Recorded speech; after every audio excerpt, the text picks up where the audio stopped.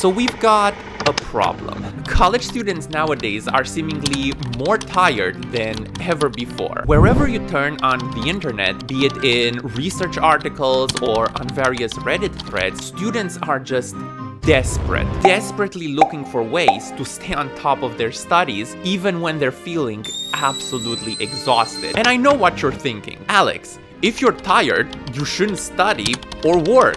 Duh. And of course, that goes without saying. This, however, is not what this video is going to be about. Because fact of the matter is, many students just do not have this luxury. Might have an exam the next day, or a presentation, or interview. What then? Can we study effectively while tired? The answer is yes, kinda. If you're going to study in a state of tiredness, you need to be smart about it. Because usual study techniques like note cards or memorization are basically garbage in that state. I'm sorry, they just don't work. So without further ado, here's 3 habits that allowed me to ace my exams in university and study even whilst fucking exhausted.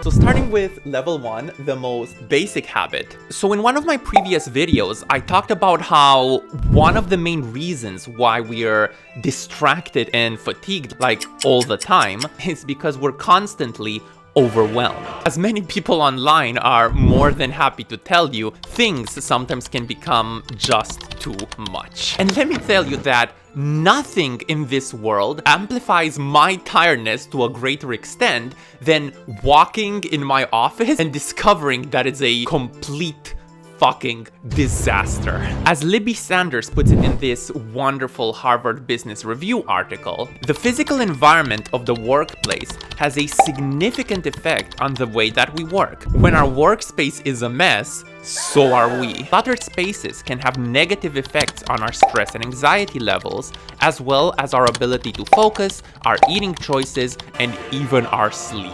And yes, I suppose that we all kinda knew this instinctively. No one likes to work when everything around them is a complete mess. But the problem actually runs much deeper than that, as seen in this study here.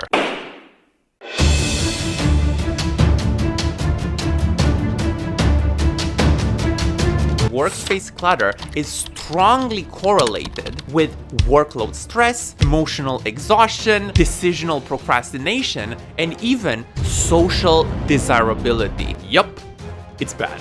So all in all, what did absolutely wonders for my ability to focus and study when exhausted was to take 5-10 minutes beforehand. You know, you don't have to go overboard with none of these habits really, just to make sure that the environment in which I worked would be at least somewhat presentable. And you know, to some of you, this might feel like a waste of time. After all, you could be using those minutes to like study instead. But the thing is, removing this surrounding source of stress can do wonders in terms of making us feel precisely less overwhelmed. So all in all, Also, before moving on, I just want to quickly share something with you guys. When doing research for this part, I came across this quote. Studies suggest that a messy desk may indicate creativity, while a clean desk might indicate that you're a better person. You want to be better than everyone else?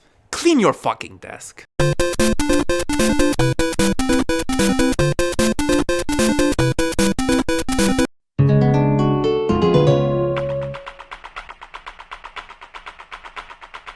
So let me ask you like a very simple question. When you're putting in the effort, studying or working your ass off, where are you going with that? What is your goal? What is your objective? You see, without a clear destination in mind, the journey can end up feeling arduous and unrewarding, and you might end up feeling lost in it all. Now, of course, most of the time when we're studying for an exam or preparing for a presentation or interview or whatever. So in theory, that goal should be clear to us, right?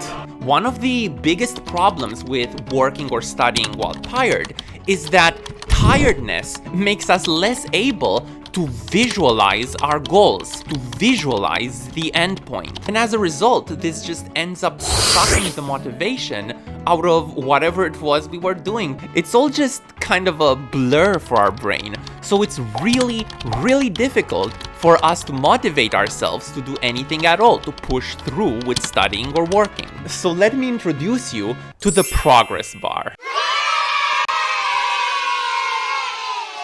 And if you've ever played a video game, which, let's be honest, you have a problem, you'll know how effective video games can be at just hijacking our dopamine system to make sure that we constantly want to play them more and more, even when we're tired, even when it's like 5 a.m. in the morning. Well, progress bars play a major role in this system. You do a task and bam, your character levels up or receives a desirable piece of loot or a hot elf waifu. Regardless, you're constantly aware of your own improvement and of moving closer and closer towards your goal. So that's basically what I do here. I'm just replicating the system, only I'm using it for tasks that actually matter instead. For every task I would accomplish, for every section I would study, I would give myself a smiley face to track my progress. And then, after enough work, after doing enough on that particular task, I would make sure to always reward myself. And you can see there's nothing fancy about this, right? It's just a piece of paper with some stickers on it. But it's crazy just how effective it is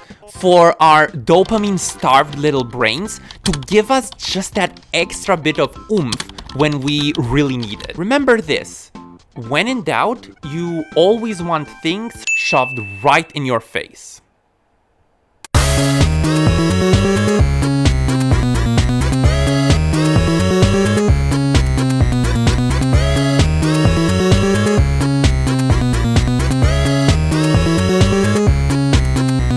And finally, I know that a lot of people are going to disagree with me on this one, but I'm here to give you the truth. Even though the first two practices that we discussed are going to significantly boost your study efficiency, there's still one tough pill left to swallow. When tired, you simply cannot be at 100%. It's impossible. So the wisest thing you can do then is to simply cut your losses. Have a look at the study material in front of you or whatever, and decide what you can ignore from it without it then coming to bite you majorly in the ass later on. Then make sure that you focus your energy on the 1 or 2 tasks that you know are going to be relevant tomorrow. In this way, you don't waste your efforts and you make best use of the precious few brain cells that you have left. I cannot tell you just how many times I completely screwed myself over by spreading myself too thin while studying. And I understand the temptation because